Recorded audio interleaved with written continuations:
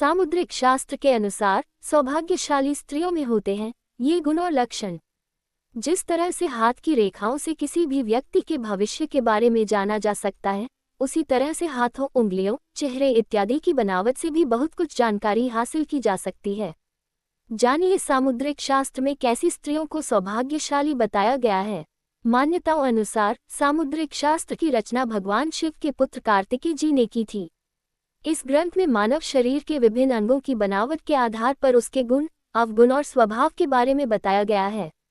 जिस तरह से हाथ की रेखाओं से किसी भी व्यक्ति के भविष्य के बारे में जाना जा सकता है, उसी तरह से हाथों, उंगलियों, चेहरे इत्यादि की बनावट से भी बहुत कुछ जानकारी हासिल की जा सकती है। जानिए सामुद्रिक शास्त्र में कैसी स्त्रियों को सौभाग्यशाली बताया गया है। पूर्णचंद्रमुखी या च बालसूर्य समप्रभा, विशाल नेत्रा बिंबोष्ठी सा कन्या लभते सुखम, या च कांचनवर्णाभ रक्तपुष्परोहा, सहस्त्राना तु नारीना भवेत् सापि पतिव्रता। इस श्लोक का मतलब है कि जिन लड़कियों का मुख चंद्रमा के समान गोल, रंग गोरा, आंखें बड़ी बड़ी और होंठ हल्की सी लालिमा लिए हुए होते हैं, ऐसी लड़कियों को जीवन में सभी तरह के सुख प्राप्त होते हैं। जिन स्त्रियों के शरीर का रंग सोने की तरह चमकदार होता है और हाथ कमल के फूल की तरह गुलाबी रंग के हों, ऐसी स्त्री पतिव्रता होती है। यानी ऐसी स्त्री अपने पति के प्रति पूरी तरह से समर्पित होती है। रक्ता व्यक्ता गभीरा च स्निग्धा पूर्णा च वर्तुला, कर रेखा नया स्यात् शुभा भाग्यानुसारत, अंगुल्यश्च सुपर्वाणो दीर्घावृता शुभा कृशा।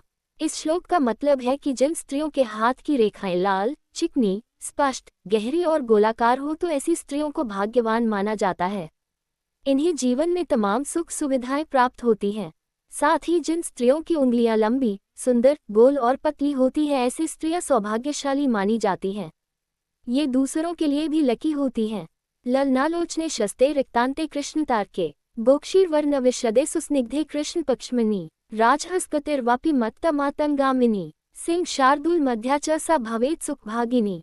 इसका मतलब है कि जिन स्त्री की आंखों के ऊपर नीचे की त्वचा हल्की लाल रंग की, आंखों की पुतली काले रंग की और आंख का सफेद भाग गाय के दूध के समान और भौहें काले रंग की हो, तो ऐसी स्त्री किस्मत वाली मानी जाती है।